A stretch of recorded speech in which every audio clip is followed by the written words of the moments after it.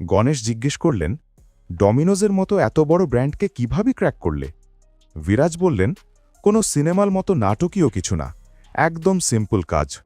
তিনি ব্যাখ্যা করেন, ডমিনোজের কাছে গেলে প্রথম শর্তই হল কোয়ালিটি। তারা কখনো মানের সঙ্গে আপোষ করে না, আগে পুরো কোয়ালিটি অডিট করে। মানে তুমি যত বড় কথাই বলো না কেন, প্রোডাক্ট দিয়ে প্রমাণ দিতে হবে। গণেশ জানতে চান, তখন তো মার্কেটে আগে থেকেই সস সাপ্লায়ার ছিল, তাহলে ভিভা সুযোগ পেল কিভাবে? বিরাজ বললেন, আমরা শুধু বলিনি যে আমরা কেচাপ বানাই, আমরা বলেছিলাম আমরা আরও হেলদি সস বানাবো, লো ফ্যাট ড্রেসিং দেব, আগের থেকে ভালো রেসিপি অফার করব। গণেশের মতে, মানে একই ধরনের প্রোডাক্ট হলেও তারা ইনোভেশন আর হেলথ ফোকাস দিয়ে নিজেদের আলাদা করেছে। বিরাজ আরও বললেন, সবচেয়ে বড় ব্রেক থ্রু আসে যখন ডমিনোজ তাদের সঙ্গে কাজ শুরু করে, কারণ তখন ডমিনোজ ছিল দেশের সবচেয়ে বড় পিৎজা চেন। ফলে মার্কেটে একটা শক্ত সিগন্যাল যায়, ওদের প্রোডাক্টে ভরসা করা যায়।